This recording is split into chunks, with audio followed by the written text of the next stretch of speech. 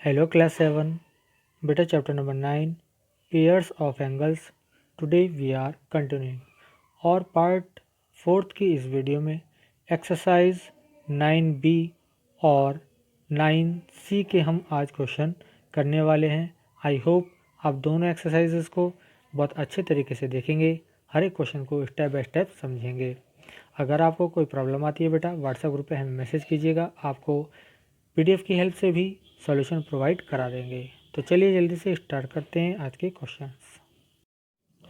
तो चलिए student start करते हैं और सबसे पहले हमारा टॉपिक है यहाँ पर आज angles formed by a transversal. Transversal क्या होती है चलिए इसको पढ़ लेते हैं। A line that intersect two co-planar lines at two different points is called a transversal। एक ऐसी लाइन जो टू co-planar लाइंस को, जैसे मान लीजिए टू co-planar लाइन है, इनको कट करती है टू डिफरेंट पॉइंट पर, एक यहाँ पर एक पॉइंट ए और बी पर हमने दिखाया है यहाँ पर शो करके आपको। तो टू डिफरेंट पॉइंट पर कट कर रही है इस तरह से। तो ये जो लाइन होगी कौन सी, इसको हम जब मैंने आपको शो कर दिया है, इस लाइन को हम क्या कहते हैं, ट्रांसवर्सल बोलते हैं। अब ट्रांसवर्सल लाइन कौन कौन से एंगल बनाती है उनके बारे में बात कर लेते हैं। सबसे पहले होता है अल्टरनेट। यहाँ देखिए जैसे इस फिगर में आपको दिखाया गया है, जो इस तरह के एंगल बनते हैं तो 3 और 6 के टाइप के वो अल्टरनेट होते हैं, ठीक है।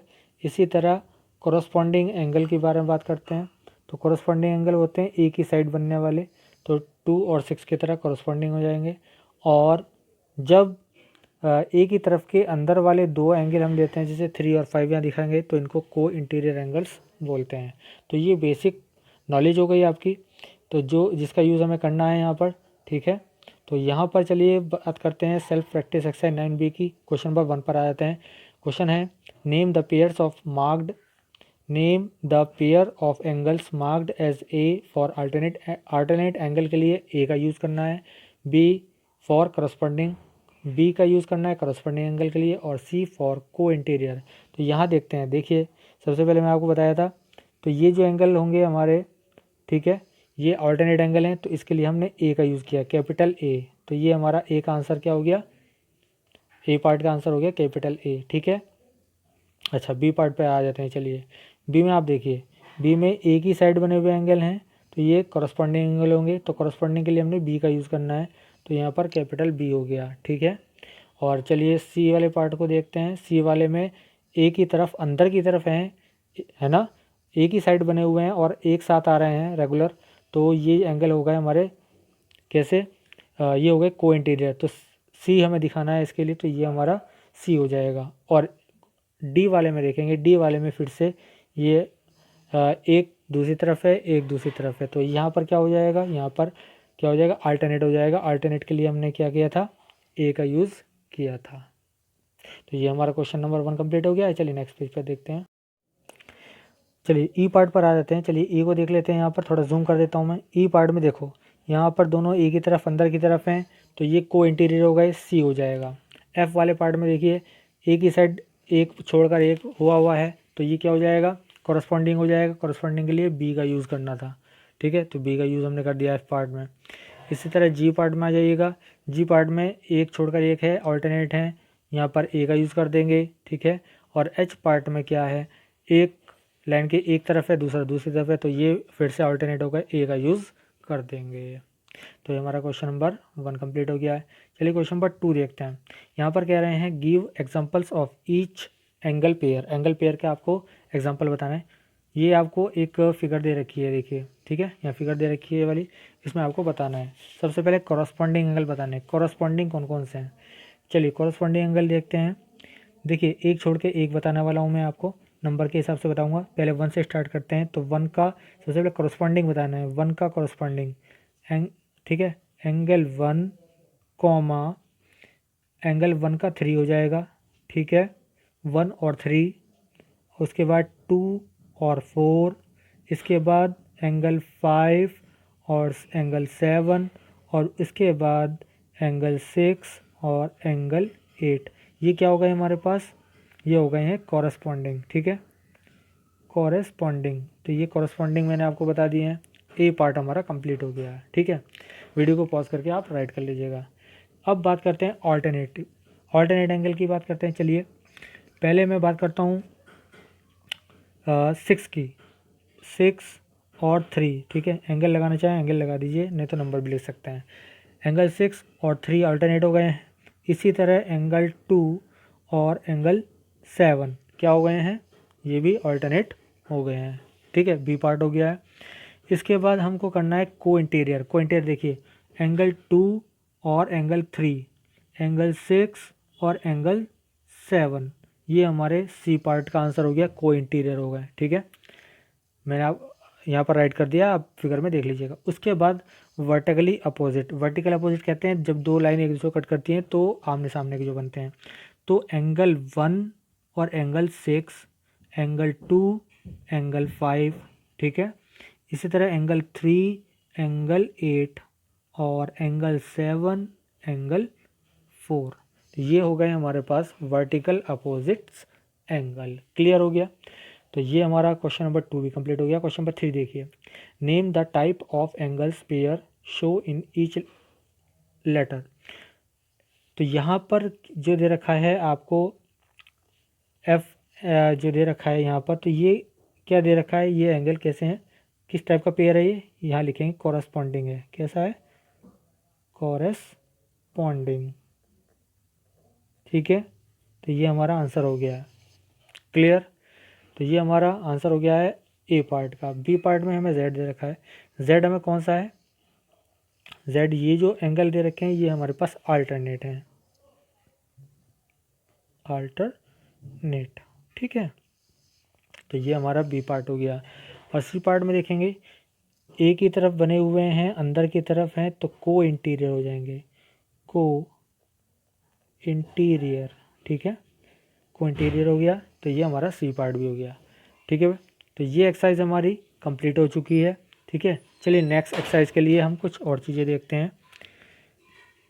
नेक्स्ट पेज पर चलते हैं बेटा, ठीक है। एक्सरसाइज 9C को करने से पहले मैं आपको कुछ बेसिक टर्म्स बता देता हूँ, उसको आप ध्यान से समझ लीजिएगा।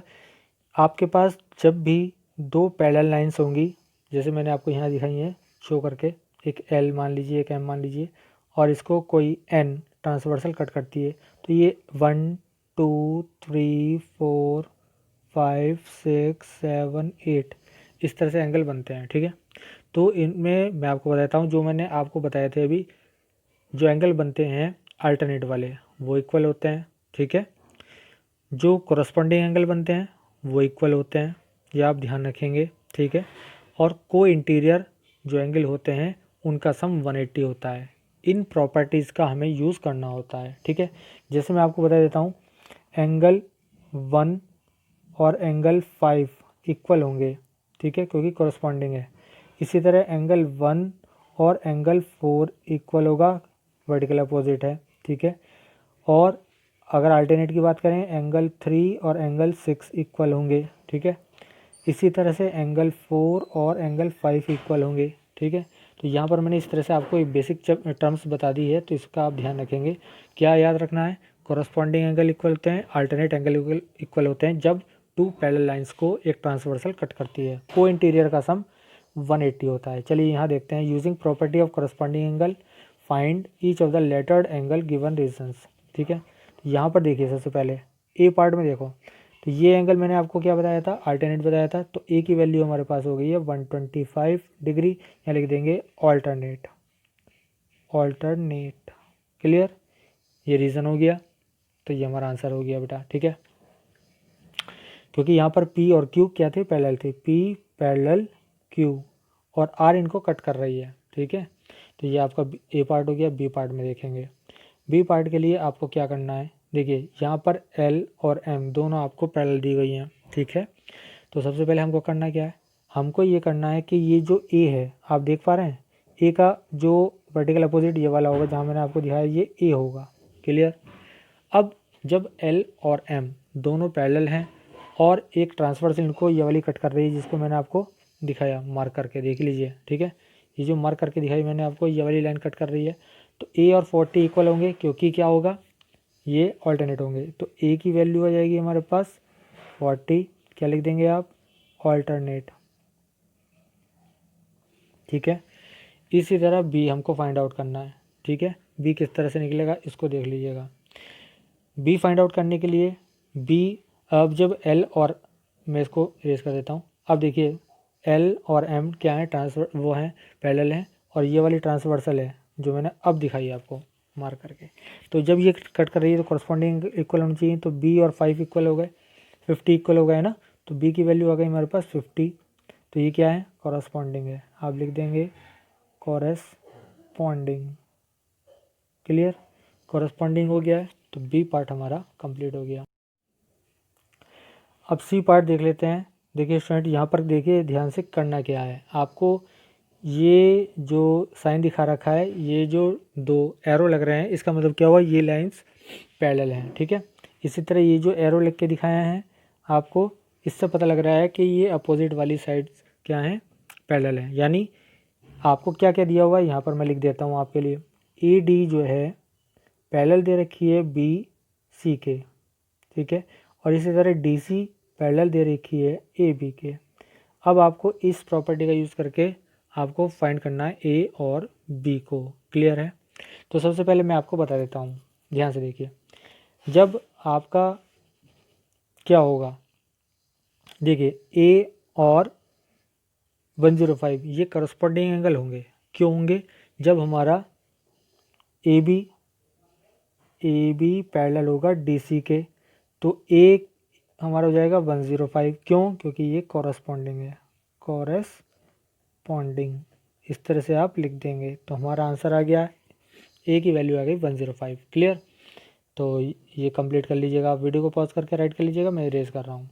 इसके बाद बी को देखिए, अब जब ये दोनों क्या हैं, पैरेलल हैं, यानी ए डी पैरेलल है हमारे पास बी सी के, तो हमारे पास क्या बन जाता है ना, तो बी की वैल्यू 105 हो जाएगी, क्योंकि ये भी कॉरस्पॉन्डिंग है, ठीक है, कॉरस्पॉन्डिंग। क्लियर हो गया, तो आपको पता होना चाहिए कॉरस्पॉन्डिंग और अल्टरनेट कौन से होते हैं। तो ये भी हमारा हो गया क्वेश्चन पूरा। क्वेश्चन नंबर 2 देखते हैं। Using the properties of adjacent angle, vertical opposite angle and corresponding angle, हमें इन तीनों एंगल्स की प्रॉपर्टी का यूज़ करके fill in the size of each angle in the diagram, आपको फिल करना है। देखो एक एंगल दिया रखा है यहाँ पर ए पार्ट में, देखिएगा। अब आप यहाँ देखिए ये दोनों लाइन पैरेलल हैं और ये ट्रांसवर्सल इसको कट कर रही है, तो हमको क्या करना है, देखो ध्यान से, मैं सबका एक साथ बताता चला जाता हूँ, बहुत ईजी पड़ेगा आपको। सबसे पहले हम बात करते हैं 50 की। देखो 50 के अपोजिट कौन सा है, वर्टिकल अपोजिट में 2 है, तो एंगल 2, ठीक है, एंगल 2 का ऑल्टरनेट हो जाएगा 4, ये इक्वल हो जाएगा 4 के, एंगल 2 4 के इक्वल हो गया, ठीक है। 4 6 का वर्टिकल अपोजिट है, 4 6 के इक्वल हो गया, ठीक है। इसको मैं थोड़ा सही करके लिख देता हूँ, ठीक है। 2 इक्वल हो गया 4 के, 4 इक्वल हो गया 6 के, और ये सब किसके इक्वल हो जाएंगे, 50 के इक्वल हो जाएंगे, ठीक है। देखो 50 के वर्टिकल अपोजिट 2 है, 2 का अल्टरनेट 4 है, 4 का वर्टिकल अपोजिट 6 है, तो ये सब 50 के इक्वल हो गए। अब 1 से, अब हमें 1 फाइंड करना पहले, तो आप जानते हैं कि 1 और 50 ऐड ओवर कितना आ रहा है, 180 आ रहा है, क्योंकि स्ट्रेट एंगल है। तो एंगल 1 की वैल्यू निकाल लो आप, कितनी हो जाएगी, 180 माइनस 50, तो एंगल 1 आ जाएगा हमारे पास 30। क्लियर, तो यहाँ पर देखिए मैं क्या करने वाला हूँ, तो 1 एंगल 1 किसके इक्वल है, एंगल 3 के इक्वल है, ठीक है, और इक्वल किसके है, 3 का अल्टरनेट 5 हो गया, 5, और 5 का वर्टिकल अपोजिट हो गया 7, और ये सब किसके इक्वल हो जाएंगे, 30 के इक्वल हो जाएंगे, क्योंकि 1 की हमने वैल्यू 30 निकाल ली है, ठीक है। देखो कितना इजी क्वेश्चन था, ए पार्ट हमारा हो चुका है, ठीक है। यहाँ देख, तो बी पार्ट देखते हैं, चलिए। अब बी पार्ट में सबसे पहले आपको देखना है एंगल 1 प्लस 110 कितना होना चाहिए, 180 होना चाहिए, 1 की वैल्यू निकाल लीजिए, तो एंगल 1 आ जाएगा 180 माइनस 110, यानी एंगल 1 की वैल्यू आपके पास 70 डिग्री आ गई है। क्लियर, तो अब हम देखिए क्या करने वाले हैं, तो एंगल सबसे पहले 1 को ले लेते हैं, तो एंगल 1 किसके इक्वल है, वर्टिकल अपोजिट है 2 के, और ठीक है 2 का करस्पॉन्डिंग हो गया 4, ठीक है, और 4 का जो वर्टिकल अपोजिट है वो है 6, ठीक है। तो ये एंगल हमारे पास इक्वल हो जाते हैं कितने के, 70 डिग्री के। अब बात करते हैं 3 वाले से लेकर, तो एंगल 3 देखिएगा आप, ठीक है, तो एंगल 3 3 का जो अल्टरनेट है 5 है, ठीक है, 3 का 5 हो जाएगा अल्टरनेट, 5 का जो वर्टिकल अपोजिट है 7 हो जाएगा, ठीक है। तो 3 5 7 ये सब हो जाएंगे 110 के इक्वल, क्योंकि 3 जो है वर्टिकल अपोजिट है 110 का। तो ये हमारे पास ये भी आंसर आ गया है। तो बी पार्ट भी कंप्लीट हो गया है, ठीक है। चलिए नेक्स्ट देखते हैं। यहाँ देखिए सी पार्ट। पहले सी पार्ट के लिए क्या करना होगा, यहाँ देखिए, यहाँ पर आपको ए बी दे रखे हैं, तो आप देख लीजिएगा ये 2 लाइंस कैसी हैं जो मैंने मार्क की हैं, ये हैं पैरेलल। जब पैरेलल लाइन है तो बी और 120 क्या हो गए, को इंटीरियर हो गए, तो बी की वैल्यू देखिएगा। तो बी की वैल्यू मैं यहाँ पे निकाल रहा हूँ, तो बी की वैल्यू क्या होगी, चलिए देखते हैं। तो 120 प्लस बी का वैल्यू हो जाती है 180, ठीक है। तो बी की वैल्यू हो जाएगी 180 माइनस 120, तो बी का वैल्यू आ जाता है मेरे पास 60 डिग्री का, ठीक है, बी आ चुका है। अब हमको क्या करना है, ठीक है, इसी तरह से हमको निकालना है ए किस तरह से निकलेगा, पहले इसको आप राइट कर लीजिएगा, इसको मैं हटा रहा हूँ। चलिए अब देखते हैं, देखो 135 है, जो 135 दे रहेगा इसका यूज़ करेंगे, इसके वर्टिकल अपोजिट आप देख लीजिएगा, यहाँ पे कोई एंगल सी मान लीजिए अपनी तरफ से। तो ए प्लस सी कितना हो जाएगा, 180 हो जाएगा, और सी कितना है, वर्टिकल अपोजिट है 135 का, तो 135 हो जाएगा। तो ए प्लस 135 इज इक्वल टू 180 हो जाएगा, और ए की वैल्यू हमारे पास आ जाएगी 180 माइनस 135। तो यहाँ पर ए की वैल्यू कितनी आ गई है, यहाँ आ गई है 45।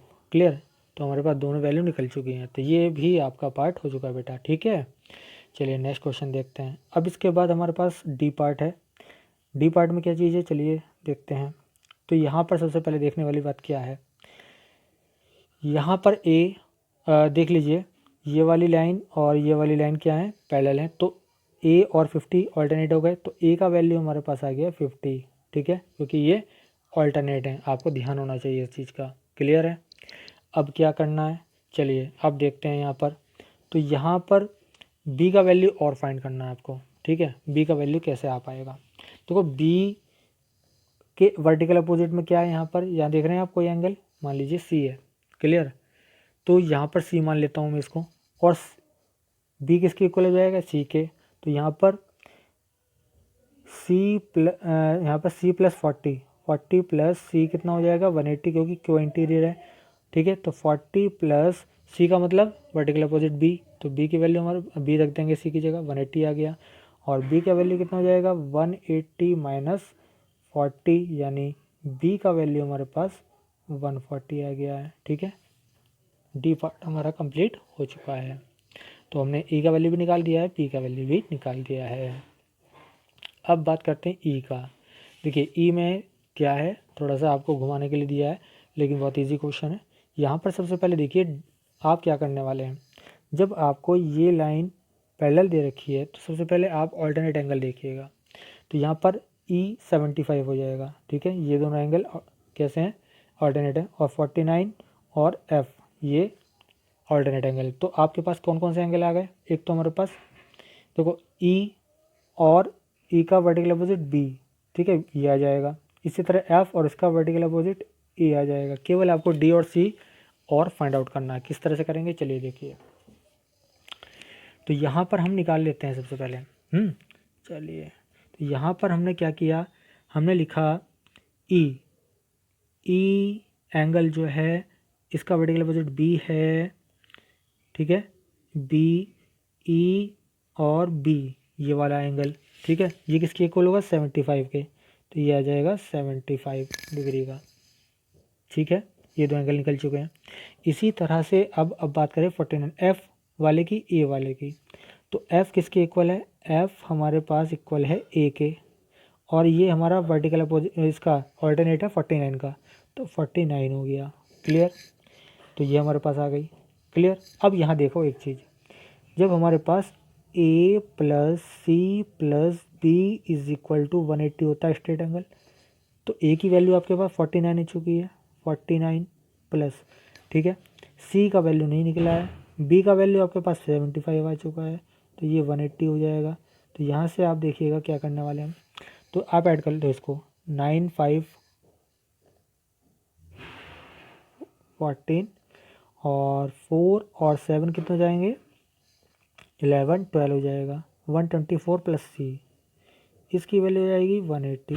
तो सी की वैल्यू हमारे पास आती है 180 माइनस 124। ठीक है, तो सी का वैल्यू हमारे पास आ गया है 10 में से 4 माइनस करेंगे 6 आ जाएगा, 7 में से 2 माइनस करेंगे 5 आ जाएगा। सी का वैल्यू हमारे पास 56 डिग्री आ गया है। ठीक है, तो हमारे पास सभी वैल्यूज आ गई हैं। ए और एफ 49 आ गया, बी और ई 75 आ गए, सी 56 आ गया है। ठीक है, तो हमारा ये पार्ट भी हो चुका है बेटा। ठीक है, एफ पार्ट में देखिएगा क्या है। एफ पार्ट इस चलिए एफ पार्ट देखते हैं। तो देखिए यहाँ पर क्या है 1 2 3 ये लाइन्स आपको दे रखी हैं पैरेलल। हम क्या करने वाले हैं इसको ध्यान से देख लीजिएगा। ठीक है, हम ये जो ओ सी लाइन है इसको थोड़ा थोड़ा पीछे बढ़ा लेते हैं। क्लियर है, राइट। अब क्या करना है, तो यहाँ पर एक चीज़ देखिएगा। सबसे पहले मैं आपको बता देता हूँ। यहाँ पर देखिए इसको भी बढ़ा दिया और इसको भी बढ़ा दिया। क्लियर, तो ये जो क्या बना अब हमारा ये 145 का एंगल था ऊपर, तो यहाँ पर ये 145 बन गया है। क्लियर, और ये 138 था, तो ये इधर 138 बन गया वर्टिकल अपोजिट होने की वजह से। अब पी वाला क्या हो जाएगा, देखो 2 पार्ट में डिवाइड हो जाएगा हमारा पी। क्लियर है, तो क्या करना है हमको ये करना है कि 180 में से 145 को माइनस किया तो ये वाला एंगल पता लग जाएगा इतना, और 138 को माइनस करेंगे 180 में से ये एंगल पता लगेगा, दोनों को ऐड कर देंगे। ठीक है, तो किस तरह करने वाले हैं चलिए देखिए।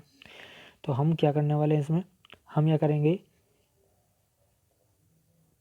ये वैल्यू मैंने आपको बना के दिखा दी है। ठीक है, तो यहाँ पर मैं मान लेता हूँ इसको x और y मान लेता हूँ। ठीक है, तो यहाँ पर अब मैं क्या करने वाला हूँ, तो यहाँ पर ये जो मेरे पास नीचे एंगल बना है ए, तो ये 145 के इक्वल हो जाएगा। ठीक है, तो मैं क्या करने वाला हूँ 145 प्लस एक्स। ठीक है, ये एंगल और ये एंगल इक्वल हो जाएंगे। 145 प्लस कितना हो जाएगा 180 हो जाएगा।